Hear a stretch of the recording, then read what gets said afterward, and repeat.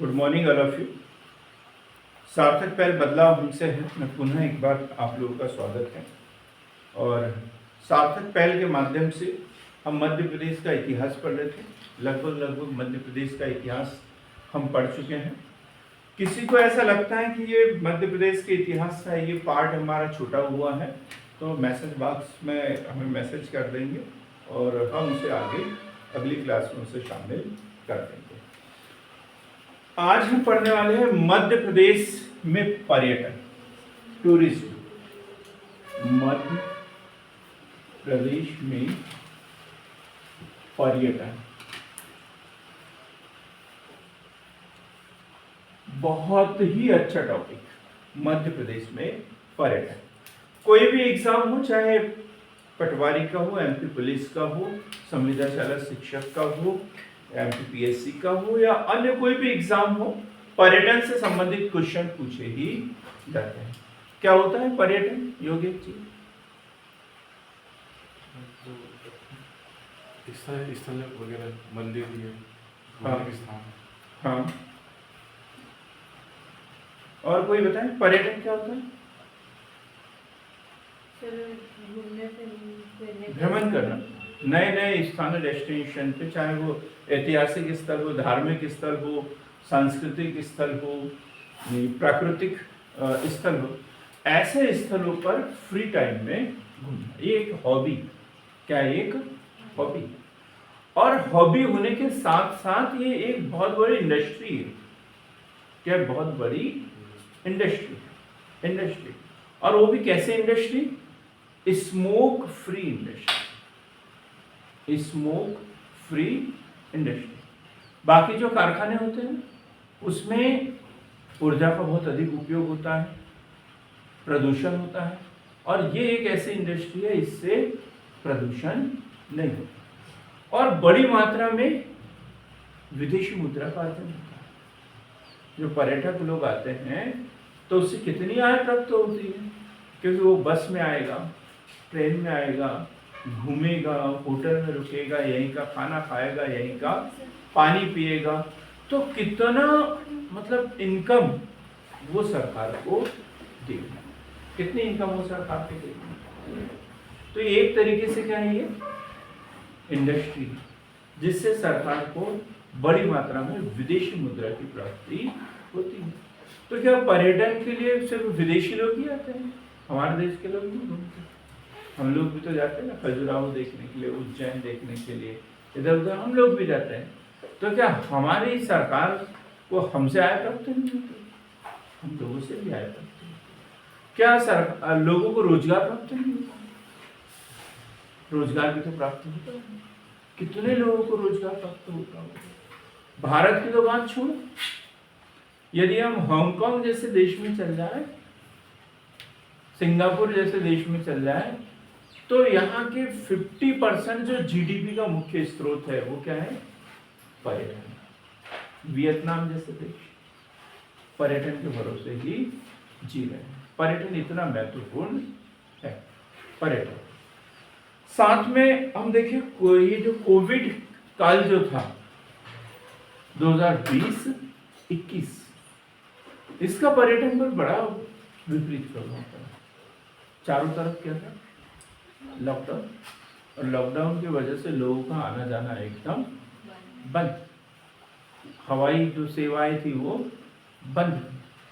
तो ऐसे में कई देश जो सिर्फ और सिर्फ पर्यटन पे डिपेंड थे, उनका तो दीवाना निकल गया, क्योंकि उनके पास में अन्य इनकम का कोई स्रोत ही नहीं था। लेकिन जैसे ही कोविड काल खत्म हुआ, लॉकडाउन खत्म हुआ, वो 2 साल के अंदर लोगों ने जीना सीख लिया। क्या अच्छा है, क्या बुरा है, क्या करना चाहिए, प्लानिंग कितनी लंबी करना चाहिए। नहीं तो हमारा जीवन होता है 60 साल का और हम प्लानिंग कर लेते हैं 300 साल की, कि हम ऐसा करेंगे, ऐसा करेंगे, ऐसा करेंगे। और कोरोना ने बोला चुप, 5 मिनट का भरोसा नहीं है, अभी आ जाऊंगा, कान में से घुस जाऊंगा। ये बोला था ना, कान से भी कोरोना जा सकता है, आंखों से भी कोरोना आ सकता है, नाक से कोरोना आ सकता है, मुंह से कोरोना आ सकता है। तो सब लोगों ने सुनना बंद कर दिया, देखना बंद कर दिया, सूंघना बंद कर दिया। जो है उतने में खुश रहो। और जैसे ही कोरोना खत्म हुआ तब लोगों को लगा बाल बाल बच गए। क्या हो गया? बाल बाल बच गए। अब तो एक ही है, खाओ पियो ऐश करो। जीवन का कोई भरोसा नहीं है। 5 साल बाद, 10 साल बाद कोरोना फिर वापस आ जाए तो इसलिए लोगों ने अब क्या किया, दुनिया को देखना शुरू कर दिया। और अचानक से जो पर्यटन में एकदम बूम, मतलब बहुत अधिक उछाल देखने में आया। लोगों को ऐसा लगने लग गया कि नहीं यार, पैसा वगैरह कोई काम का नहीं है, करोड़ों की संपत्ति जैसे कि वैसे ही रहेगी। हम पूरे भर भर के पैसे लेके गए हॉस्पिटल वालों के पास में, और उन्होंने भर्ती करने से भी मना कर दिया, कोई हाथ नहीं लगा रहा है। ऐसी स्थिति बनी थी कोरोना के समय में। तो इसलिए अब क्या हुआ, पर्यटन में अचानक से एकदम उछाल आया। ऐसा लगता है जीवन का कोई भरोसा नहीं है, जितने पैसे हैं उतने में दुनिया देखो, घूमो फिरो इधर उधर, खूब बढ़िया, यही जीवन है, बाकी का कोई भरोसा नहीं है। इसलिए पर्यटन में बहुत अधिक उछाल आया है। और पर्यटन का जो महत्व है वो दिन ब दिन बढ़ते जा रहा है। इससे संबंधित क्वेश्चन की हम बात करें तो मेंस में भी क्वेश्चन बनते हैं, प्री में भी क्वेश्चन बनते हैं। प्री में भी क्वेश्चन बनते हैं, जैसे बार बार ये पूछा जाता है सांची का स्तूप किसने बनाया। अभी लिखना नहीं है कुछ भी, अभी शुरुआत नहीं हुई है हमारी पढ़ने की। सांची का स्तूप किसने बनाया? मध्य प्रदेश पीएससी का हर दूसरे तीसरे साल में ये क्वेश्चन पूछा गया है। सांची का स्तूप कहाँ है, किसने बनाया, सांची को किस नाम से जाना जाता था, किस धर्म का ये यहाँ पर स्तूप जो है वो किस धर्म से संबंधित है, किस काल का है, ये सब क्वेश्चन पूछे जाते हैं। जैसे हमारे यहाँ उदयगिरी है, भीमबेटका है, पचमढ़ी है,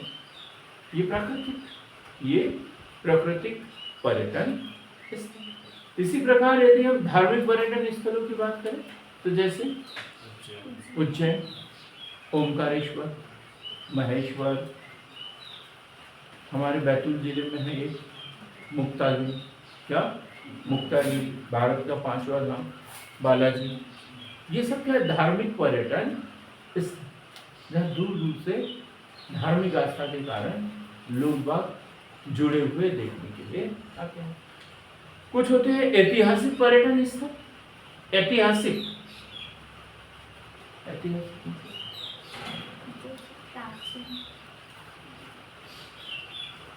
प्राचीन से संबंध नहीं है। ऐतिहासिक जो इतिहास के किसी घटना के कारण दर्शनीय स्थल बन गया, जैसे चंदेरी का किला, ग्वालियर का किला, धार, मांडवगढ़ हम काय के लिए जाते हैं? यहाँ पर रानी रूपमती का मकबरा देखने के लिए जाते हैं, महल देखने के लिए। कोई देवी देवता का है? प्राकृतिक नहीं है ना। तो ऐसे जो इतिहास में जो लोग प्रसिद्ध हुए हैं उनसे संबंधित कोई स्थल वगैरह हो तो उसको देखने के लिए जाते हैं, तो वो कहलाते हैं ऐतिहासिक पर्यटन स्थल। तो हमें ये डिटेल में पढ़ना है आज मध्य प्रदेश के प्रमुख पर्यटन स्थल। लिखेंगे पहले पर्यटन क्या है, इसे समझने की कोशिश करेंगे। अभी एक बार और क्लियर कर दीजिए ऑनलाइन वाले, क्या आप लोगों को दिख रहा है, बराबर सुनाई आ रहा है?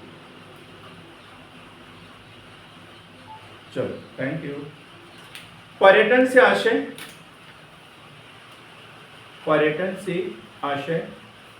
मनोरंजन,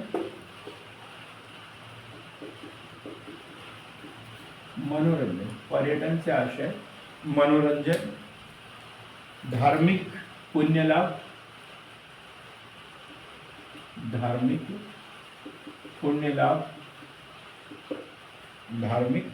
पुण्य लाभ, शिक्षा प्राप्ति,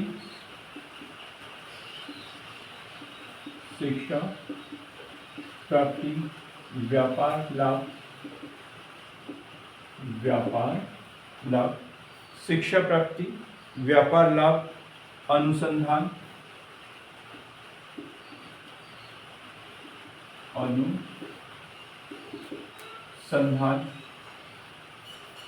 आदि के स्वास्थ्य लाभ भी लिखेंगे, स्वास्थ्य लाभ, स्वास्थ्य लाभ आदि के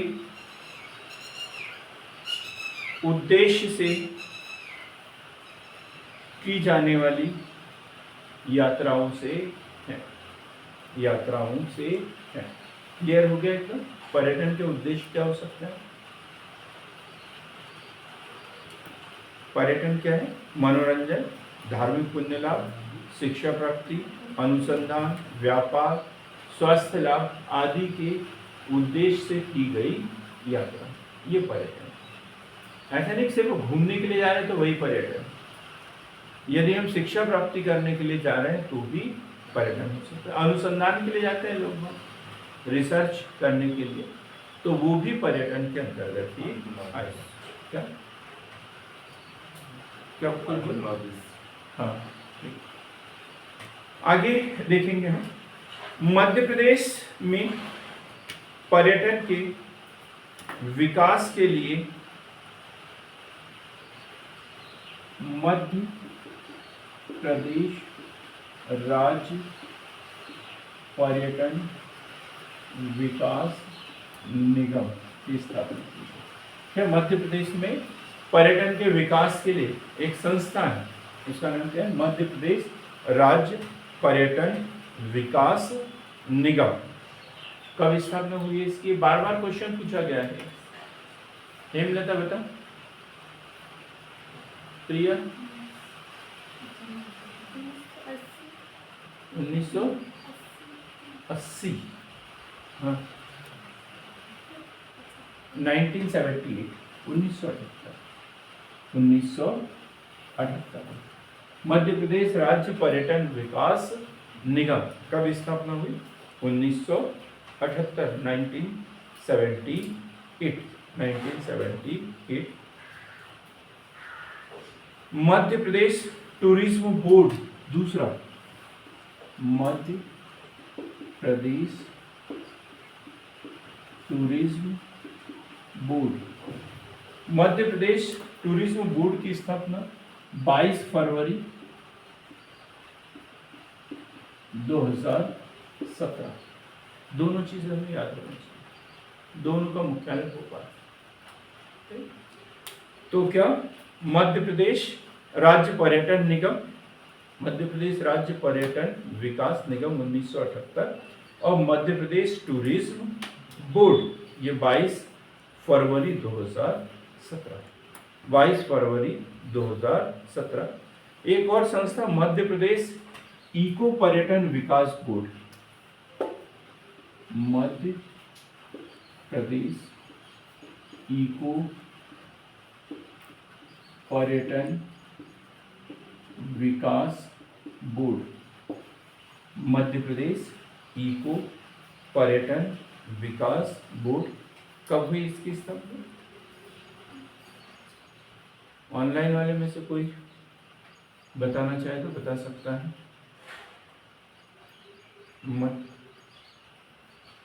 बहुत ही शानदार, बहुत ही शानदार। 12 जुलाई 2005, 12 जुलाई 2005। तो मध्य प्रदेश राज्य पर्यटन विकास निगम 1978, मध्य प्रदेश टूरिज्म बोर्ड 12 फरवरी 2017, मध्य प्रदेश इको पर्यटन विकास बोर्ड 12 जुलाई 2005। ये तीनों संस्थाओं को हमें याद करना है। इसके बाद हम पढ़ेंगे मध्य प्रदेश पर्यटन नीति, मध्य प्रदेश पर्यटन नीति, क्योंकि पर्यटन को मध्य प्रदेश सरकार द्वारा उद्योग का दर्जा दिया गया है, इंडस्ट्री बोला गया है। तो इसके लिए नीति क्या है? तो पहली नीति, पहली पर्यटन नीति आई है 5 सितंबर 2012 को। पहली पर्यटन नीति 5 सितंबर 2012, 5 सितंबर 2012। क्या खासियत थी इसमें? पर्यटन को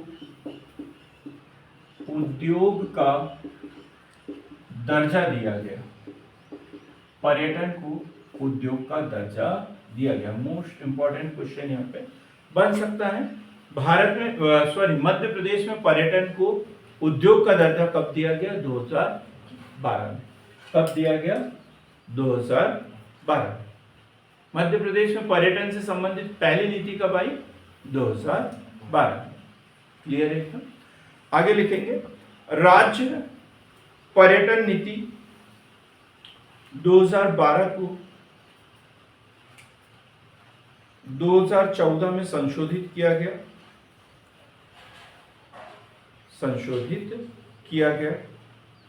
जिसका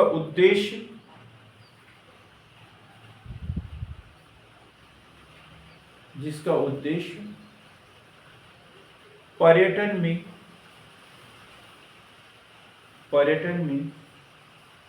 निजी क्षेत्र को बढ़ावा देना था।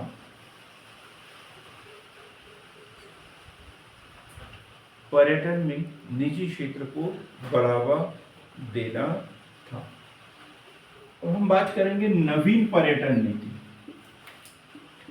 नवीन पर्यटन नीति, ये क्वेश्चन भी पूछा गया है। नवीन पर्यटन नीति, देखो पहली नीति कब आई? 5 सितंबर 2012। संशोधन कब हुआ? 2014 में। नवीन पर्यटन नीति 2016। नवीन पर्यटन नीति 16 सितंबर 2016। नवीन पर्यटन नीति 16 सितंबर 2016। इसके तहत पर्यटन कैबिनेट का गठन किया गया। पर्यटन कैबिनेट का गठन किया गया। पर्यटन कैबिनेट का गठन किया गया। ये खासियत इसकी मुख्य विशेषता, पर्यटन कैबिनेट का गठन किया गया। लास्ट पॉइंट लिखेंगे इसमें, जल पर्यटन नीति। जल पर्यटन नीति। जल पर्यटन नीति। जल पर्यटन नीति की बात करें तो 28 फरवरी 2017। 28 फरवरी 2017 जब हम मध्य प्रदेश से संबंधित FLT टेस्ट लेंगे, FLT, तब यह क्वेश्चन अक्सर पूछा जाता है। मध्य प्रदेश जल पर्यटन नीति कब? 28 फरवरी 2017। एक बार फिर से देखिए, क्या ये जो पर्यटन है ये वर्तमान से अभी से ही शुरू हो रहा है? कब से शुरू हो रहा है? पहले से शुरू हो रहा है। एक आध उदाहरण बताएंगे क्या एविडेंस में? बताओ। हाँ, कीर्ति। वेंसम आया था उस समय। गुड, यही तो पूछना चाह रहा था। वेंसम आया था, काय के लिए आया था? पर्यटन के लिए आया था, धार्मिक स्थलों का दौरा करने के लिए आया था वेंसम। फायन भी आया। मेगास्थनीज की बात करें, सिकंदर की बात करें, ये क्या है? पर्यटन। क्योंकि पर्यटन के उद्देश्य पड़े ना, मनोरंजन, धार्मिक पुण्य लाभ, शिक्षा प्राप्ति, व्यापार लाभ, अनुसंधान, स्वास्थ्य लाभ। हम पचमढ़ी काहे के लिए जाते हैं? स्वास्थ्य लाभ के लिए जाते हैं। जब किसी की तबीयत खराब हो जाती है तो उसको बोलते हैं कि तुम शिमला, कुल्लू, मनाली ऐसी जगह चल जाओ जहाँ आपको थोड़ा सा पर्यावरण अच्छा मिलेगा, तो आपकी तबीयत स्वास्थ्य लाभ के लिए भी जाता है। नागपुर जा रहे हैं, 4 महीने के लिए भर्ती हो गई किसी अस्पताल में, तो क्या है ये? स्वास्थ्य लाभ के लिए पर्यटन है। योगी हंसा करो यार, पहली बार हंसते हुए देख रहे हैं, अच्छे दिख रहे हो। क्लियर हो गया? पर्यटन मतलब प्राचीन काल से चला आ रहा है। प्राचीन काल से पर्यटन चला आ रहा और उसके रूप बदलते जा रहे हैं। अब मध्य प्रदेश राज्य पर्यटन विकास निगम 1900 पर्यटन को बढ़ावा देने के लिए सबसे पहली संस्था मध्य प्रदेश राज्य पर्यटन विकास निगम 1978 और मध्य प्रदेश टूरिज्म बोर्ड 22 फरवरी 2017। 22 फरवरी 2017। इसके बाद में मध्य प्रदेश इको पर्यटन विकास बोर्ड।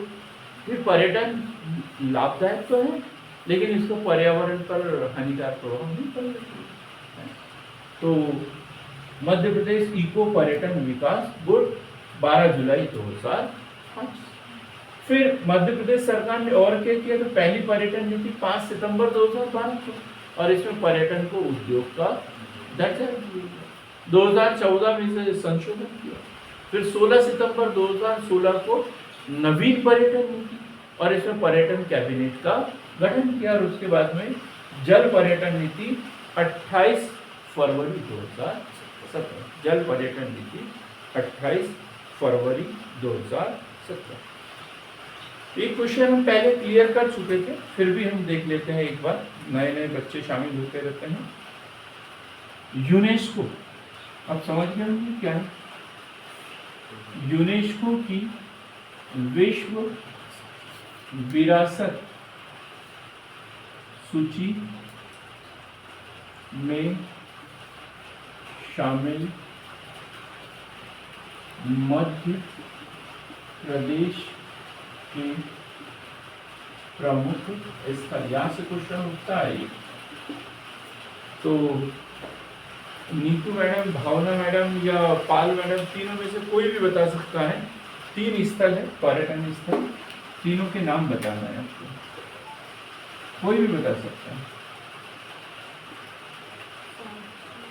पर्यटन स्थल और दर्जा। सबसे पहले खजुराहो जी, हाँ, खजुराहो, सांची, और तीसरा भीमबेटका। जितना सरल क्वेश्चन होता है, ये क्या जांच करने के लिए होते हैं, दिमाग को नापने की चीज़ है ये। हम पता कर लेते हैं कि किसका नॉलेज किस लेवल पे पहुंच रहा है।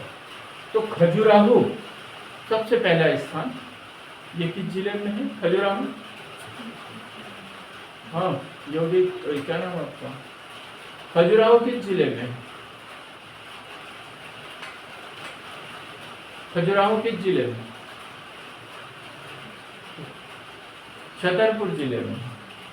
नहीं मालूम है कई लोगों को नहीं मालूम कि छतरपुर खजुराहो किस जिले में है। छतरपुर जिले में हमने पढ़ लिया, जबकि इसे हिस्ट्री में पढ़ लिया ना, खजुराहो को किसने बनाए थे मंदिर, क्या हुआ, ये सब पढ़ लिया, फिर भी हम लोगों को अभी तक नहीं पता। बड़ा दुर्भाग्य है आप लोगों का, नहीं कि मेरा है, मेरा दुर्भाग्य है। तो खजुराहो इसे दिया 1986। सांची बौद्ध स्तूप 1989, 1986, 1989 और 2003। ये याद रखना है हमें। सांची के जिले में है सरिता, रायसेन जिले में। बहुत ही बढ़िया। क्या नाम था पहले इसका? काकनाथ बाग। काकनाथ भी बोलते हैं, काकनाथ बाग भी बोला जाता है। तो ये 3 पर्यटन स्थल है मध्य प्रदेश के, जिसे यूनेस्को की विश्व विरासत सूची में इन्हें शामिल किया गया। अब हम पर्यटन स्थलों की बात करेंगे। तो पर्यटन स्थलों का दायरा क्या बताया मैंने? ऐतिहासिक, धार्मिक और प्राकृतिक, 3 तरीके से पढ़ेंगे हम। ऐतिहासिक पर्यटन स्थल, धार्मिक पर्यटन स्थल और सांस्कृतिक पर्यटन स्थल। चलो ऑनलाइन वाले मुझे बताएंगे ऐतिहासिक पर्यटन स्थलों के नाम।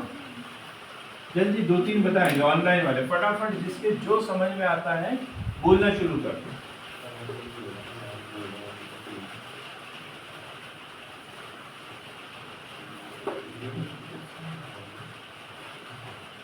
खजुराहो और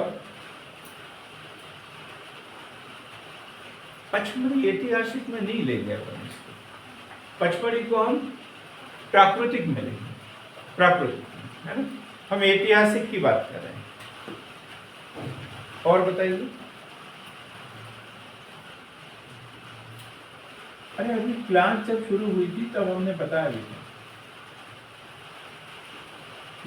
मांडू, धार, बहुत बढ़िया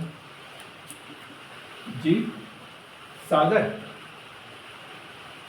सागर में क्या कौन सा स्तर है मुझे याद नहीं आ रहा जी। हाँ, दतिया है, ओरछा है, बिल्कुल सही बोले आपने। दतिया है, ओरछा है, चंदेरी का किला है। भारत, मध्य प्रदेश में भारत में किलों का रत्न किसे बोला जाता है? ग्वालियर के किले को। तो फिर ये क्यों नहीं बोला आपने? ग्वालियर का किला ये किलों का रत्न है। जैसे हमने बुरहानपुर में ऐतिहासिक पर्यटन, खूनी दरवाजा वगैरह, ये सब बुरहानपुर में, असीरगढ़ का किला, ये सब जितने भी है ये सब ऐतिहासिक स्थल जो है। जैसे एक बीबी का मकबरा नहीं, औरंगाबाद में, चलो भोपाल में पढ़ा था अपन ने, मध्य प्रदेश का ताजमहल। कहाँ है मध्य प्रदेश का ताजमहल? ये सब चीजें हम इसमें देखना। तो सबसे पहले हम ऐतिहासिक पर्यटन स्थल में देखेंगे। तो ऐतिहासिक पर्यटन स्थल में स्तूप, किले, महल ये शामिल, स्तूप, किले, महल ये शामिल है। जो शिल्पकला बोलते हैं, शिल्पकला, स्थापत्य कला जो है, वो इनके निर्माण की जो कला होती है उसे क्या कहते हैं? स्थापत्य कला। तो जो भवन निर्माण की जो शैली होती है, तो जैसे मंदिर वगैरह बनते थे तो उसमें मुख्य रूप से 3 शैलियां होती हैं। नागर शैली, द्रविड़ शैली,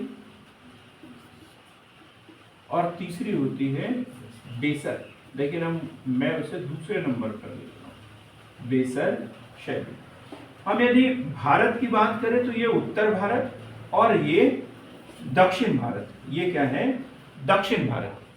तो ये उत्तर भारत, ये तो उत्तर भारत के जो मंदिर बने हुए हैं वो नागर शैली के, नागर शैली के, बाकायदा ऐसा चबूतरा और उसके ऊपर ऐसे मंदिर। ठीक, तो ये उत्तर भारत, ये क्या है? उत्तर भारत की नागर शैली। और ये जो दक्षिण भारत है, यहाँ के जो मंदिर बने हुए हैं वो बने हुए द्रविड़ शैली में। वो किस शैली में बने हैं? द्रविड़ शैली में। और ये जो दक्षिणा पथ जिसे बोलते हैं, ये वाला बीच का, तो यहाँ जो मंदिर बने हुए हैं वो है बेसर शैली के, और मध्य प्रदेश इसमें शामिल है।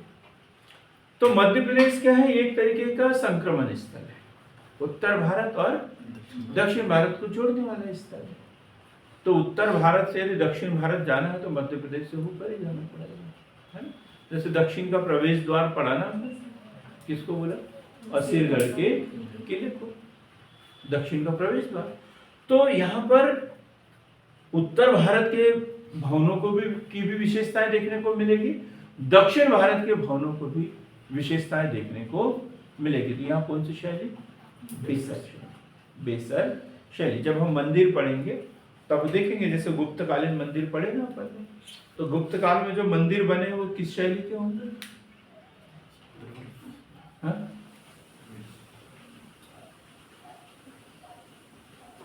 नहीं पता ना। देखो, दिमाग को बड़ा चौकन्ना रखना पड़ता है पढ़ने के लिए। पढ़ने के लिए किताबें रटना जरूरी नहीं है, समझना बहुत जरूरी है। चलो, गुप्त काल, गुप्तों की राजधानी कहाँ थी? कहाँ शासन करते थे ये? जो चंद्रगुप्त मौर्य थे उन्होंने तो उज्जैन को भी राजधानी बनाया था। चंद्रगुप्त मौर्य की बात नहीं कर रहे हैं हम, गुप्त की बात। चंद्रगुप्त विक्रमादित्य जो थे, हाँ, उन्होंने उज्जैन को राजधानी बनाया था। मूल रूप से कहाँ के थे? कहाँ शासन करते थे? ये मगध के शासक थे। कहाँ के शासक थे? मगध के शासक थे ना।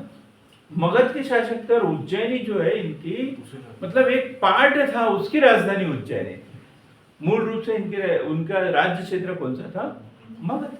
मगध के शासक हुए ना ये, मतलब उत्तर भारत के थे। तो उत्तर भारत में कौन सी शैली है? नागर शैली। तो यहाँ के लोग जो भी मंदिर इमारत बनाएंगे किस शैली की बनाएंगे? नागर शैली की बनाएंगे। अब यही हम बात करेंगे, नीचे पल्लवों की बात करेंगे, पल्लवों की बात करेंगे, चोलों की बात करेंगे, राष्ट्रकूटों की बात करेंगे। तो ये लोग मंदिर बनाएंगे तो किस शैली के होंगे?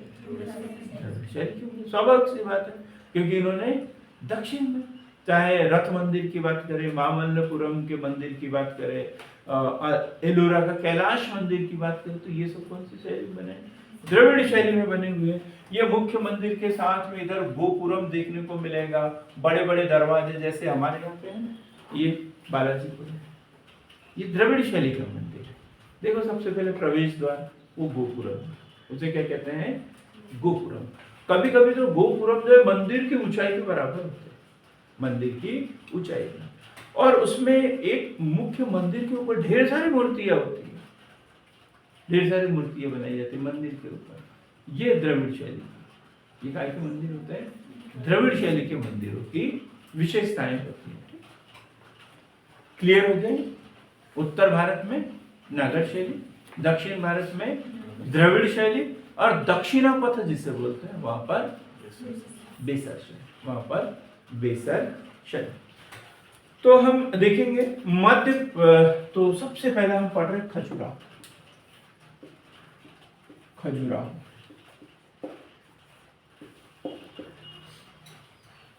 किसने बनाया था ये मंदिर? विजया जी आप बताएं, खजुराहो का मंदिर।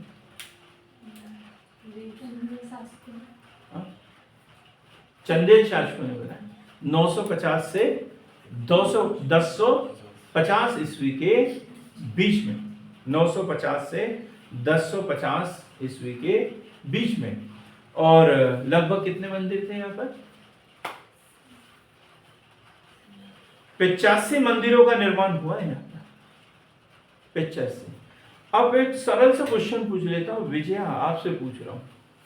अब ये 950 ईस्वी से 1050 ईस्वी के बीच, ये मैंने आपको डाटा बता दिया, क्लियर बता दिया ना, 950 से 1050 के बीच। एक क्वेश्चन बना पीएससी में, अब उसमें सन नहीं पूछा, शताब्दी पूछ ली। तो बोला खजुराहो के मंदिर किस शताब्दी में बने हैं? 9वीं 10वीं शताब्दी में, 10वीं 11वीं शताब्दी में, 11वीं 12वीं शताब्दी में? बताओ। 9वीं 10वीं शताब्दी पहला ऑप्शन, दूसरा 10वीं 11वीं शताब्दी, तीसरा ऑप्शन 11वीं 12वीं शताब्दी। बताओ कौन सी शताब्दी में बने? 9वीं 10वीं शताब्दी में। कौन सी? क्या नाम आपका? जयंत कुमार, फिर से बोलिए।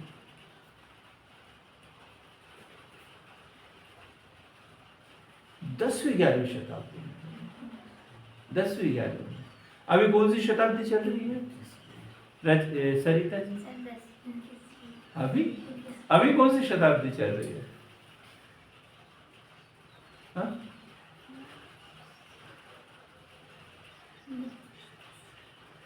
हाँ जी, 21वीं शताब्दी चल रही, 21वीं, 2023, मतलब 20वीं शताब्दी पूर्ण हो चुकी है और 21वीं शताब्दी के 22 साल भी खत्म हो गए, 23वां साल चल रहा है। तो अब देखो ना, 950 ईस्वी में बने हैं, मतलब 10वीं शताब्दी, 10वीं शताब्दी है, 9वीं शताब्दी तो पूर्ण हो चुकी थी, 10वीं शताब्दी चल रही थी, और 1050 मतलब 11वीं शताब्दी, तो 10वीं 11वीं शताब्दी में बनी। कंफ्यूज मत हो जाना, तो 950 से 9वीं और 1050 से 10वीं गड़बड़ हो जाएगा। 10वीं 11वीं शताब्दी में किसके द्वारा बनाए गए हैं? चंदेल शासकों द्वारा। 10वीं 11वीं शताब्दी में चंदेल शासकों के द्वारा मंदिर बनाए हैं। मंदिर है लेकिन ये ऐतिहासिक स्थल है, धार्मिक नहीं, याद रखना। धार्मिक स्थल है, सॉरी ऐतिहासिक स्थलों के रूप में से याद किया जाता है। कितने मंदिर टोटल? कुल 85 मंदिर। शेष कितने हैं अभी सुरक्षित? कितने बचे हैं? लगभग 22 मंदिर। आज भी ये दर्शन योग्य बने हुए हैं। 22 मंदिर अस्तित्व में है। विश्व धरोहर का दर्जा कब दिया इसे? 1986 में। अभी थोड़ी देर ही पहले ही पढ़ा हमने। विश्व धरोहर का दर्जा 1986 में। 2009 में भारत के 7 महान आश्चर्यों में शामिल किया गया। भारत के महान आश्चर्यों में 7 महान आश्चर्यों में कब शामिल किया गया? 2009 में। क्या बोला जाता है इसे? खजुराहो को पत्थर पर तराशी गई नगरी। पत्थर पर तराशी गई नगरी। क्या बोला गया खजुराहो को? पत्थर पर तराशी गई नगरी। पत्थर पर तराशी गई नगरी। देखो यहाँ पे ढेर सारे मंदिर हैं और वो मंदिरों के बारे में हम पूरा पढ़ चुके हैं। कितने समूह में बटे हैं? 3 समूह में। कौन कौन से? पूर्वी, पश्चिमी और दक्षिण। पश्चिमी समूह हिंदू मंदिरों की संख्या इसमें सर्वाधिक है। जैसे कंदरिया महादेव मंदिर, अभी लिखना नहीं है, ये लिख चुके हैं आप लोग। कंदरिया महादेव मंदिर, 64 योगिनी मंदिर, चित्रगुप्त मंदिर, विश्वनाथ मंदिर, लक्ष्मण मंदिर, मतंगेश्वर मंदिर, ये सब। वही पूर्वी समूह में कौन से मंदिर? पार्श्वनाथ मंदिर, जैन मंदिर इसमें आता है पूर्वी मंदिर में। पार्श्वनाथ मंदिर, खड़ाई मंदिर, आदिनाथ मंदिर। और दक्षिण मंदिर में दुल्हादेव मंदिर, चतुर्भुज मंदिर। ये दक्षिण समूह के मंदिर है। सबसे महत्वपूर्ण मंदिर कौन सा है इसमें? खजुराहो में जो सबसे बड़ा मंदिर है या सबसे महत्वपूर्ण मंदिर है वो है कंदरिया महादेव मंदिर। कंदरिया महादेव मंदिर किसने बनाया था इसे? कंदरिया महादेव मंदिर। चंदेल शासक विद्याधर ने, किसने बनाया इसे? चंदेल शासक विद्याधर ने बनाया है। किसको समर्पित? भगवान शिव को समर्पित। भगवान शिव को समर्पित। नंदी की सबसे ऊंची प्रतिमा है यहाँ पर। नंदी की सबसे ऊंची प्रतिमा, नंदी की सबसे ऊंची प्रतिमा, नंदी की सबसे ऊंची प्रतिमा। मंदिर की लंबाई 102 फुट, चौड़ाई 66 फुट और ऊंचाई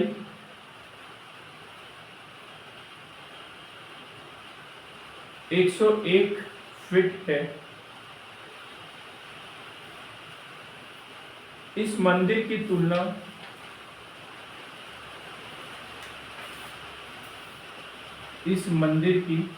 तुलना भुवनेश्वर के लिंगराज मंदिर से की जाती है। भुवनेश्वर के लिंगराज मंदिर से की जाती है। लिंगराज मंदिर से की जाती है। क्लियर है यहाँ तक? एक है 64 योगिनी मंदिर। 64 योगिनी मंदिर, डिटेल में थोड़ा सा डाटा लिख लेंगे। सबसे प्राचीन मंदिर है खजुराहो का। खजुराहो का सबसे प्राचीन मंदिर। आकार आयताकार,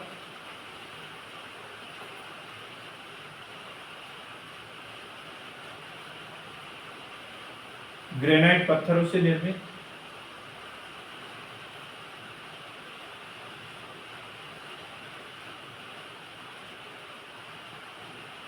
शिव सागर, शिव सागर, शिव सागर झील के दक्षिण पश्चिम में स्थित, दक्षिण पश्चिम में स्थित।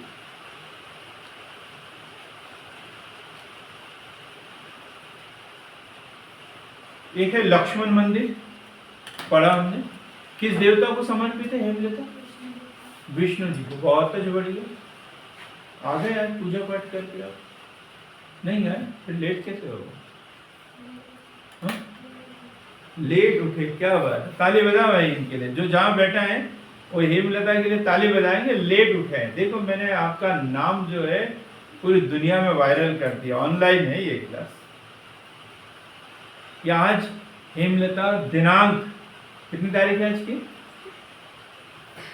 27/6/2023 को अपने नियमित समय से 1.5 घंटा लेट उठी है। इतिहास बन गया आज, ठीक है। तो हम लक्ष्मण मंदिर की बात कर रहे हैं, पंचायतन शैली में निर्मित, पंचायतन शैली। जैसे अभी अपन ने पढ़ा था कि 64 योगिनी मंदिर आयताकार है ना? आयता, ये कैसा है? पंचायतन। निर्माण यशोवर्मन के द्वारा, यशोवर्मन के द्वारा। भगवान विष्णु की 100 फीट ऊंची प्रतिमा स्थापित है। विष्णु की, भगवान विष्णु की 100 फीट ऊंची प्रतिमा स्थापित है।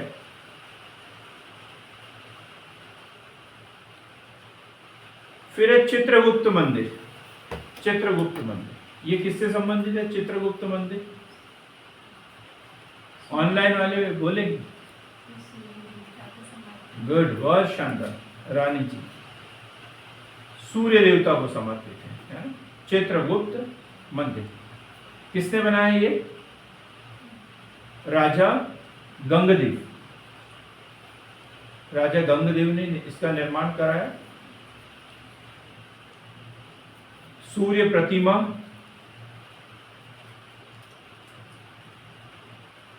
और उसके दाईं ओर चित्रगुप्त की प्रतिमा, दाहिनी ओर चित्रगुप्त की प्रतिमा।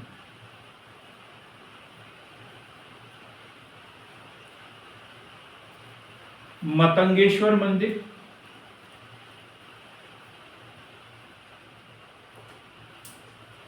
मतंगेश्वर मंदिर हर्षवर्मन द्वारा निर्माण, हर्षवर्मन, नहीं तो नाम दिए रहेंगे विद्याधर, ढंगदेव, गंगदेव, और हम वहां कंफ्यूज हो जाएंगे, बोलेंगे ये तो नाम ही नहीं सुना, ये नाम दिया रहेगा किसका? हर्षवर्मन का, और बोलेंगे हमने तो ये सुना ही नहीं, तो हम यहाँ जाएंगे ही नहीं। सबसे पहले इसी को अलग करेंगे। तो मतंगेश्वर मंदिर किसने निर्माण किया? हर्षवर्मन के द्वारा। किसके लिए है ये? भगवान शिव को समर्पित।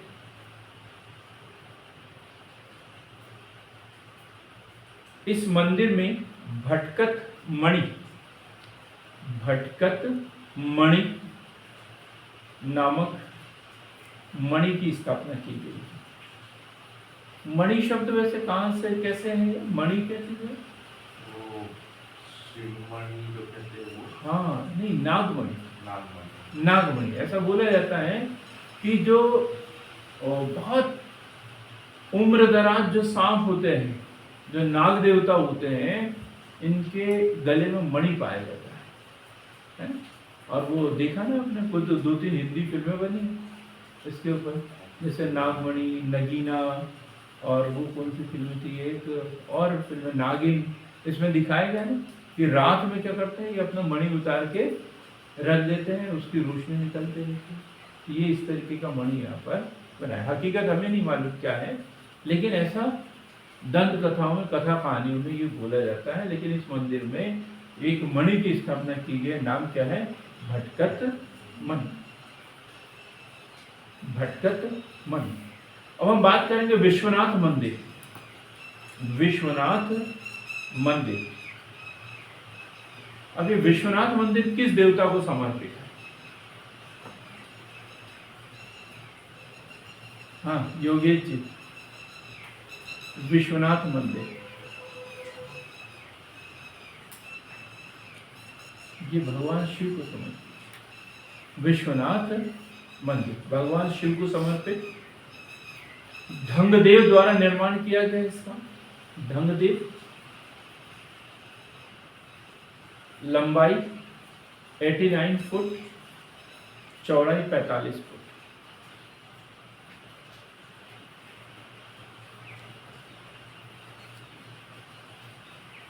पार्श्वनाथ मंदिर ये किस देवता को समर्पित होगा? आप बताएंगे विजय जी। पार्श्वनाथ मंदिर, गुड, बहुत बढ़िया, बहुत बढ़िया, ऐसी उम्मीद की नहीं। ये पूर्वी समूह का पंचरथ शैली में निर्मित, पूर्वी समूह में आएगा, पंचरथ शैली में निर्मित है। जैन मंदिर, क्या ये जैन मंदिर? जैन मंदिर है, जैन मंदिर है। निर्माण इसका राजा धंग के द्वारा, राजा धंग। फिर है घटाई मंदिर, घटाई मंदिर ये किस समूह में आएगा हेमलता? पूर्वी समूह में आएगा। और पूर्वी समूह में आएगा इसलिए कौन सा मंदिर होगा? ये जैन मंदिर होगा, जैन मंदिर होगा। पूर्वी समूह में स्थित जैन मंदिर। क्या खासियत है इसकी? जैन कुमार जी आपसे उम्मीद रख सकते हैं कि आप बताओगे कैसे इसका उत्तर।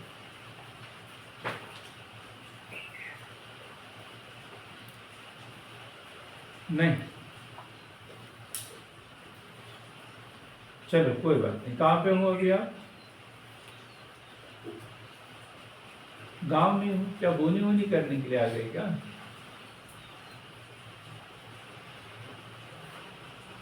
अरे तो हमारे यहाँ आ जाते हैं गांव में रुकने की बजाय। इस मंदिर में महावीर की माता के 16 स्वप्नों को दर्शाया गया है। ये क्वेश्चन इंपॉर्टेंट है, मोस्ट इंपॉर्टेंट क्वेश्चन। सोच सकते हैं कि हम जिससे उम्मीद करते हैं कि इसको पूरा इतिहास याद है, उनको नहीं पता, पढ़ने में भी नहीं आया। तो मैं तो बोल तो क्वेश्चन ही क्या महावीर की माता के 16 स्वप्नों को दर्शाया गया है। इस मंदिर में दर्शाया गया घटाई मंदिर। और इसमें ऑप्शन में दे दिया जाएगा घटाई मंदिर, या फिर ये अपने दतिया का सोनगिरी मंदिर, बैतूल का मुक्तागिरी मंदिर, इंदौर का ऐसे कोई मंदिर है जैनों के, उसके ऑप्शन दे दिए रहेंगे, फिर कंफ्यूज हो जाएंगे। यदि खजुराहो के 4 ऑप्शन दिए तो फिर तो हम समझ सकते हैं, वहाँ गैस कर सकते हैं। लेकिन यदि चारों जैन मंदिर दे दिया जाए अलग अलग स्थान के, तो फिर तो दिक्कत हो जाएगी। तो कौन सा? घटाई मंदिर, पूर्वी समूह का जैन मंदिर, या महावीर की माता के 16 स्वप्नों को दर्शाया गया है। अब दुल्हादेव मंदिर, दुल्हादेव मंदिर। अब बताएं सरिता, आप बताएं, नमस्ते, किस भगवान को समर्पित है दुल्हादेव मंदिर? गुड, बहुत शानदार, शिव जी। लेकिन ये दक्षिण समूह का है, दक्षिण समूह में स्थित भगवान शिव को समर्पित, वर्तमान में खंडित अवस्था में स्थित है, खंडित अवस्था में स्थित है। अब यहां तक पूरी कहानी तो हमने पढ़ ली, मंदिरों की चर्चा कर ली। अब ये बता दें मंदिरों की खोज किसने की? खोज किसने की? ऑनलाइन वाले बताएंगे। 14 और 6 20 लोग हैं, 20 में से कोई भी एक शूरवीर, महावीर, धर्मवीर, इतिहासवीर कोई भी बता सकता है।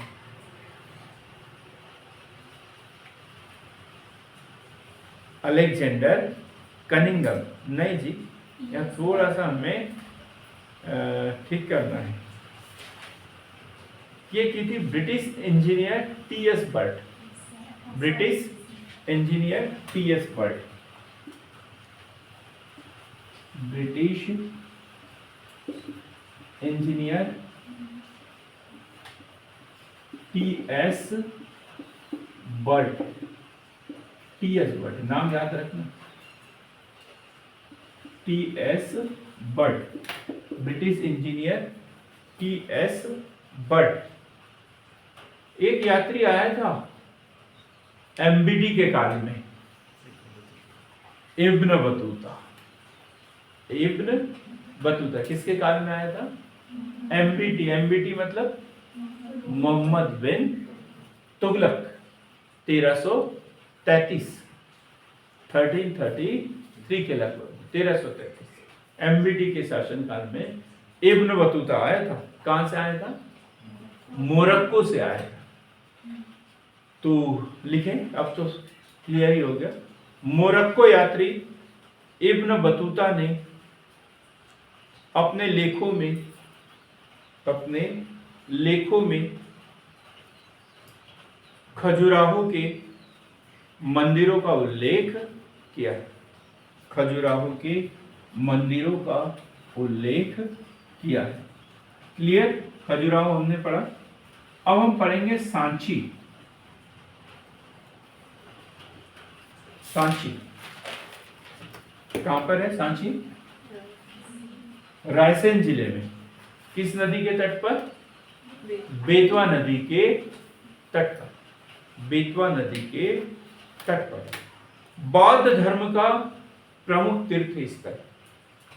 बौद्ध धर्म का प्रमुख तीर्थ स्थल। किस शताब्दी में इसका निर्माण हुआ है? हाँ, 11वीं शताब्दी में। मैं तो नहीं था उस समय, तो मुझे नहीं पता। आप रहे होंगे तो आपको पता है 11वीं शताब्दी में। अशोक के समय में, सम्राट अशोक के समय में, पक्कों में 322। हाँ, इतना बोल देते ईसा पूर्व, तो भी उत्तर सही होगा। आप 100 बोलो, 50 बोलो, 200 बोलो, उतना आंसर से हम क्या जा रहे हैं? दूर जा रहे हैं। ईसा पूर्व 3री शताब्दी। अब 322 ईसा पूर्व, 222 ईसा पूर्व, ऐसा पढ़ते हैं ना। तो ईसा पूर्व 3री शताब्दी में सम्राट अशोक ने इसका निर्माण करवाया था। निर्माण करवाया था। क्या? ईसा पूर्व 3री शताब्दी। नाम क्या बताया? सम्राट अशोक। किस वंश का शासक था? मौर्य वंश का। मौर्य वंश के शासक सम्राट अशोक। इसके प्राचीन नाम क्या है? बेदिसगिरी। बेदिसगिरी। बेदिस क्यों? विदिशा के पास में, विदिशा पास में। बेदिशगिरी, चेतियागिरी, चेतियागिरी, काकनाथ, काकनाथ, काकनाथ बाद बोट,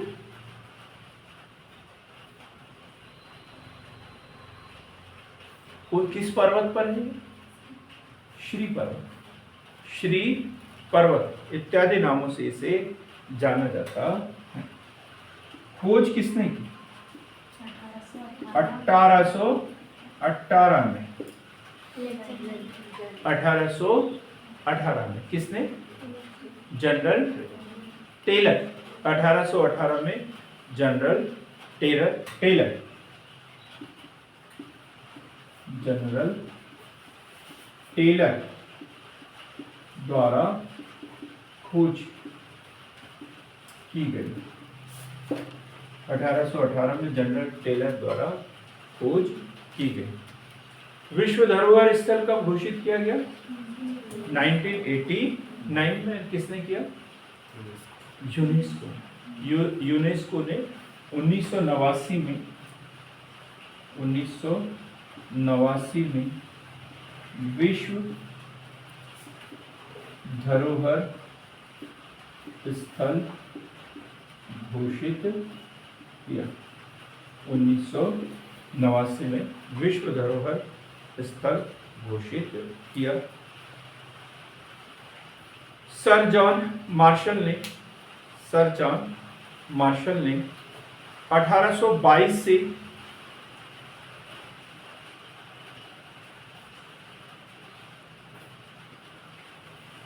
1822 से उत्खनन कार्य किया। यहाँ पर उत्खनन कार्य किया। काय के लिए प्रसिद्ध है ये? बौद्ध स्तूप के लिए प्रसिद्ध है। एक नंबर पे बौद्ध स्तूप, दूसरा नंबर पे क्या है यहाँ पर? अभी कुछ इस साल क्वेश्चन बना था, यहाँ से बड़ा कठिन क्वेश्चन बन गया था। बौद्ध स्तूप है, बौद्ध गुफाएं हैं, और क्या है? गुप्तकालीन मंदिर है। यहाँ पर मंदिर किस समय के बने हैं? यहाँ पर गुप्तकाल के, गुप्तकालीन मंदिर। और बौद्ध काल का क्या है यहाँ पर? स्तूप और गुफा, बौद्ध काल। ठीक,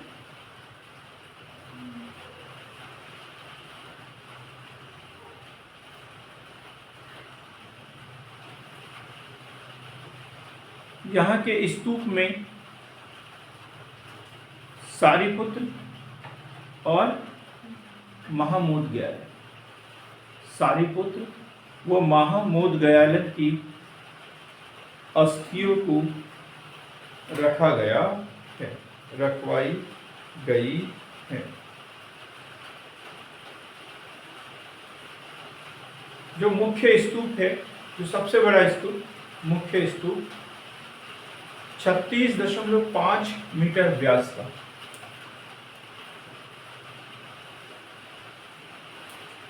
ये ऊंचे चबूतरे पर बनाया जाता है इस तरीके से।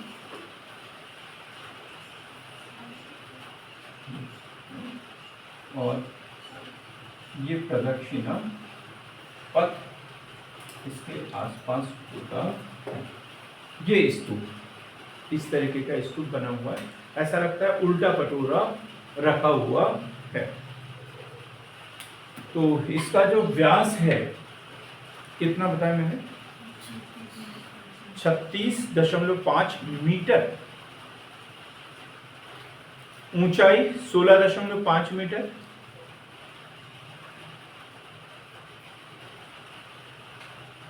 सजावट की जो शैली है वो भरभूत शैली, सजावट की शैली भरभूत शैली, भरभूत शैली।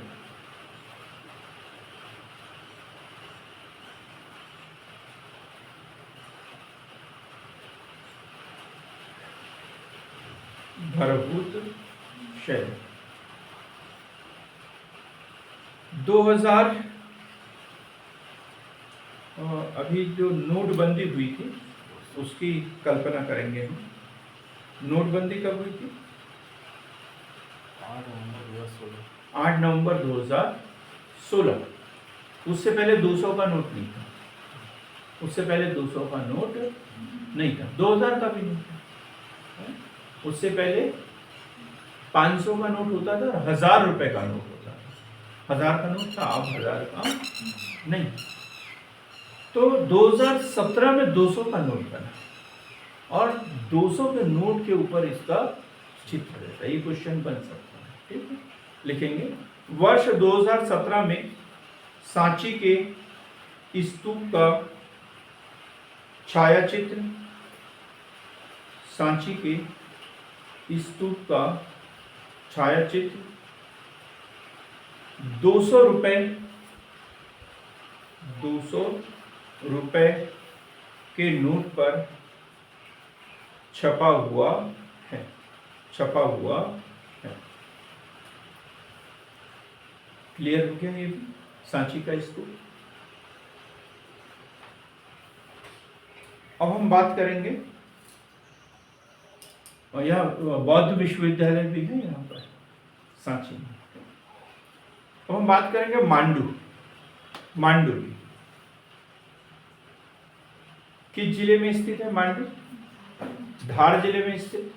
क्या बोलते हैं इसे?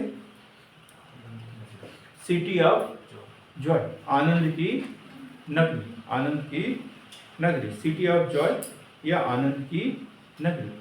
पुराना नाम क्या था? शादियाबाद। मांडू को पहले किस नाम से जानते थे? शादियाबाद के नाम से जानते थे।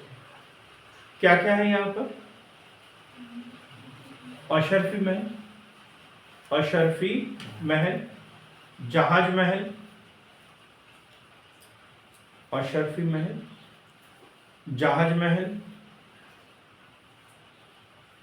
हिंडोला महल, बाज बहादुर शाह का महल, रूपमती महल, रूपमती महल, तबेली महल, तबेली महल, जामा मस्जिद, होशंग शाह का मकबरा, होशंग शाह का मकबरा,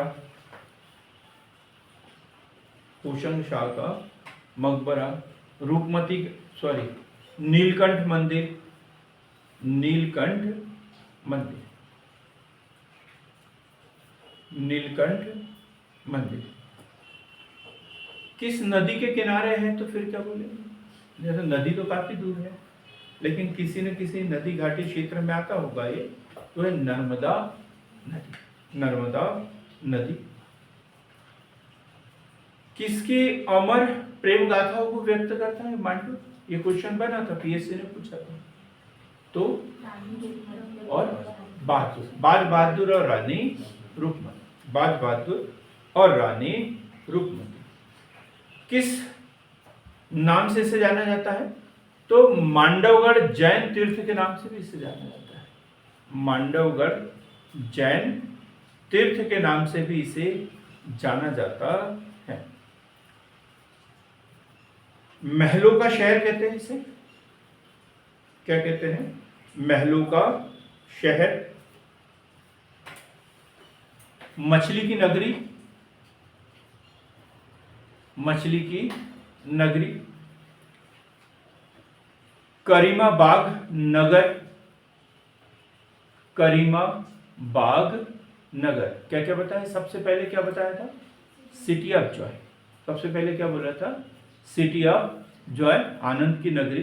फिर महलों का शहर, मछली की नगरी, करीमा बाग नगर भी इसे कहा जाता है। अशरफी महल है यहाँ पर, अभी बताया थोड़ी देर पहले। अशरफी महल क्या चीज है ये अशरफी महल? थोड़ा सा लिखेंगे इसे, यदि पहले से लिखा हुआ है तो देखेंगे। अशरफी महल, नीलकंठ महल लिख लिया, दाई का महल, यदि नहीं लिखा है तो लिखेंगे। यहाँ पर क्या क्या है? ये क्वेश्चन मेंस का क्वेश्चन है, ये अक्सर पूछा जाता है कि मांडू की स्थापत्य कला का वर्णन कीजिए। तो हमें ये तो पता होना चाहिए कि वहां पर क्या क्या बना हुआ है। दाई का महल, दरिया खान की मजार, ये क्वेश्चन भी पूछ लिया था। दरिया खान की मजार, मलिक मगध की मस्जिद, मलिक मगध की मस्जिद, मलिक मगध की मस्जिद है यहाँ पर। दिल्ली दरवाजा, आलमगीर दरवाजा, दिल्ली दरवाजा, आलमगीर दरवाजा, जहांगीर दरवाजा,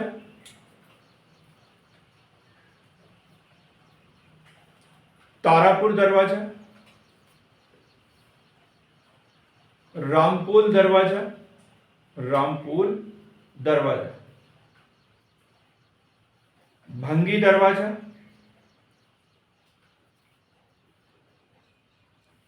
गाड़ी दरवाजा, राम गोपाल दरवाजा। ऐसे कितने दरवाजे हैं कुल वहां पे? 12 दरवाजे हैं। कितने दरवाजे हैं नगर में? 12 दरवाजे, अलग अलग जगह से प्रवेश द्वार। टोटल कितने दरवाजे हैं यहाँ पर? 12 दरवाजे।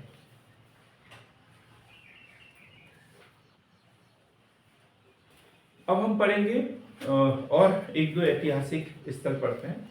तो सबसे महत्वपूर्ण ऐतिहासिक स्थलों में अब हम पढ़ेंगे ग्वालियर। ग्वालियर किसकी राजधानी थी? ग्वालियर सिंधियाओं की राजधानी हुआ करती थी। और ग्वालियर शब्द बना कहाँ से? ग्वाल नामक ऋषि। ठीक, बहुत बढ़िया। गालव ऋषि की तपोभूमि। गालव, गालव ऋषि की तपोभूमि। प्राचीन नाम क्या क्या पढ़ा अपन ने ग्वालियर का? गोपराष्ट्र, गोपागिरी, गोपांचल,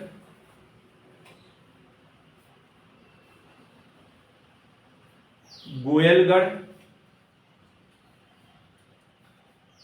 ये जो गोयलगढ़ नाम मिला है ना, ये जैन ग्रंथों में मिलता है और बाकी सब प्राचीन नाम है इसके। गोयलगढ़, ये क्वेश्चन पूछ सकते हैं, जैन ग्रंथों में ग्वालियर का नाम क्या मिलता है, ऐसा क्वेश्चन बन सकता है। और उसमें वो भी दिया रहेगा गोपालगिरी, गोपराष्ट्र, गोपांचल। तो हम कंफ्यूज हो जाएंगे क्योंकि हमको तो गोपांचल पता है, तो गड़बड़ हो जाएगा वहां पे। जैन ग्रंथों में क्या नाम मिलता है? गोयलगढ़, गोपाद्री, गोपाद्री भी मिलता है। जैन ग्रंथों में गोयलगढ़ और गोपाद्री नाम मिलता है। यहाँ एक किला है, किला है यहाँ पर एक, जिसे जिब्राल्टर कहते हैं। जिब्राल्टर अर्थात किलों का रत्न, किलों का रत्न कहते हैं। किसने बनाया था ये किला? सूरज सेन। ठीक है, तो ग्वालियर का किला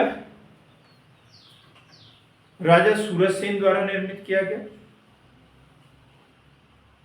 राजा सूरज सेन द्वारा निर्मित किया गया। क्या क्या है इस किले में? तो किले में राजा मानसिंह द्वारा निर्मित, राजा मानसिंह द्वारा निर्मित मान मंदिर, मान मंदिर, रास लीला घर, रास लीला घर, विक्रम महल, विक्रम महल। अन्य यदि देखें तो सास बहू मंदिर, सास बहू मंदिर, ये क्वेश्चन अक्सर पूछा जाता है। सास बहू मंदिर, चतुर्भुज मंदिर, तेली का मंदिर, विष्णु का मंदिर, सूर्य मंदिर,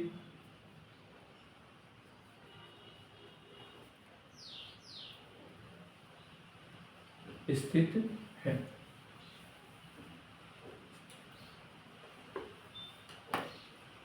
कितने दरवाजे हैं यहाँ पर? जैसे मांडू में कितने दरवाजे पड़े थे?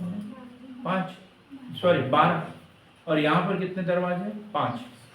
ग्वालियर के किले में 5 दरवाजे हैं,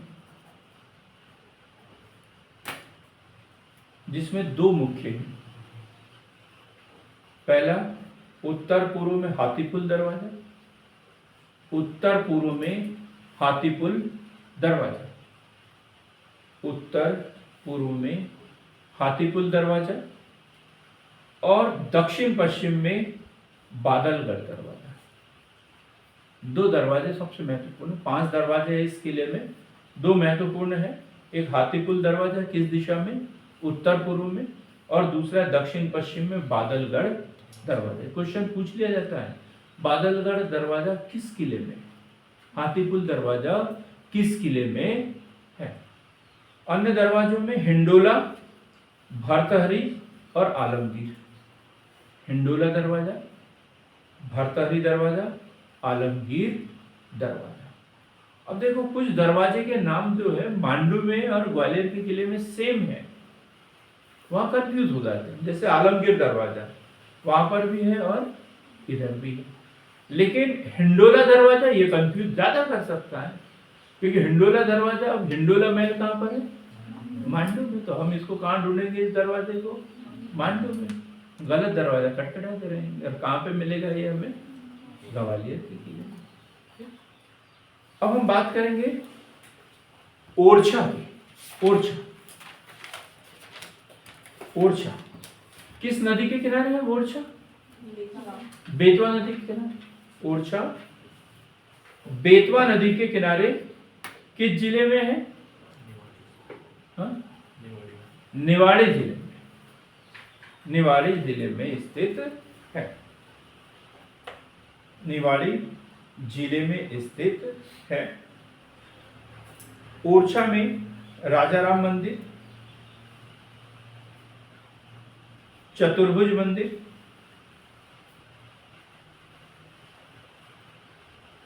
राजाराम मंदिर, चतुर्भुज मंदिर, कंचन घाट, कंचन घाट स्थित है। किसने बनाया था ये? बुंदेला शासक रुद्र प्रताप। ये क्वेश्चन भी पूछ लिया जाता है। ओरछा में ये जो निर्माण कार्य किए हैं वो किसने किए हैं? बुंदेला शासक रुद्र प्रताप ने। और यहां देखें तो जहांगीर महल, अपन ने देखा ना, वीर सिंह बुंदेला किसका मित्र था? जहांगीर का मित्र था। तो क्या बना है यहाँ पे?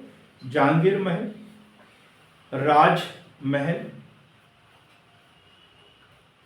राय प्रवीण महल। ये क्वेश्चन भी पूछा गया है पीएससी के द्वारा। राय प्रवीण महल, राय प्रवीण महल, पालकी महल,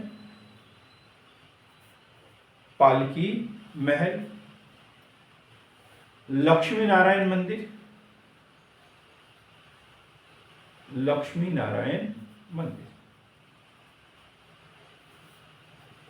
2020 में, अगला डाटा लिखेंगे, इंपॉर्टेंट है। 2020 में ओरछा में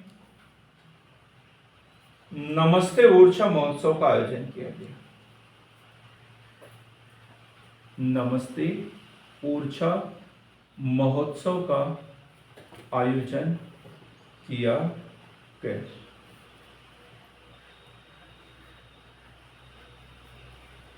अब हम भरभूत स्तूप की बात करें। भरभूत स्तूप कहां पर है? ये सतना जिले के ऊंचेहरा में। सतना जिले के ऊंचेहरा में स्थित। किसने बनाया था ये? शुंग शासक। अशोक ने नहीं बनाया, शुंग शासक। पुनर्निर्माण करवाया था, नष्ट भ्रष्ट हो गया था, इसने बनाया। तो ये शुंग कालीन बौद्ध स्तूप है। शुंग कालीन बौद्ध स्तूप है। 68 फीट ऊंचा है, 68 फीट ऊंचा। किसने की थी खोज इसकी?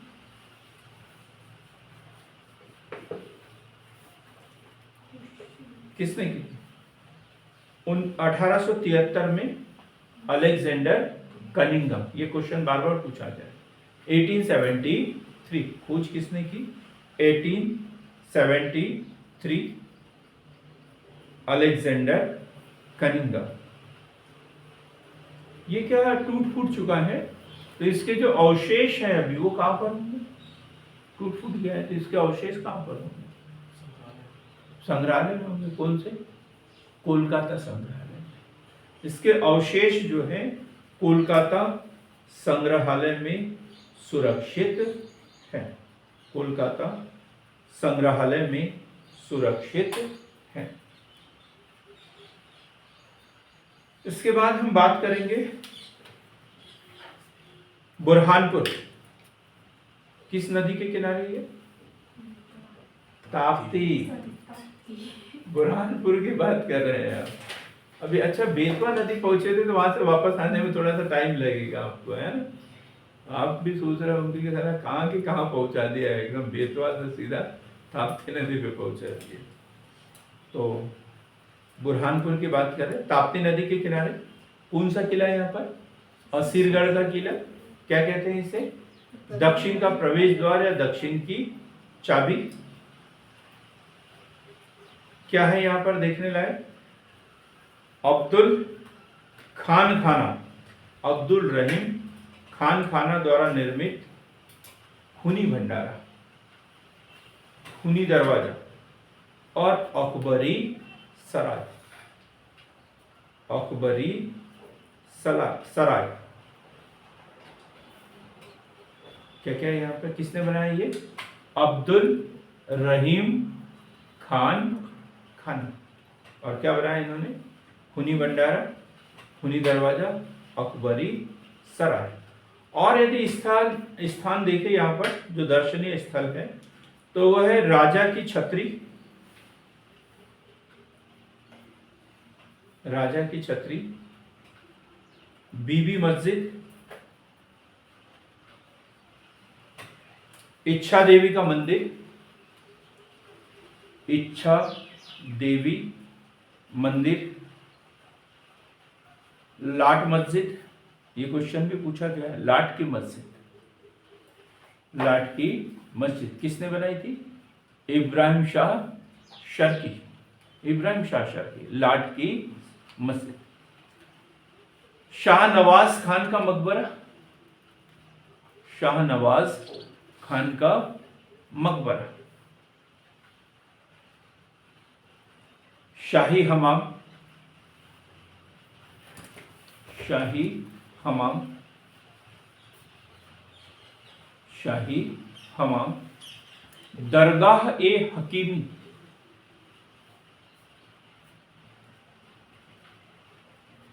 दरगाह ए हकीमी। और लास्ट में लिखेंगे क्या है यहाँ पर? मुमताज की कब्र है।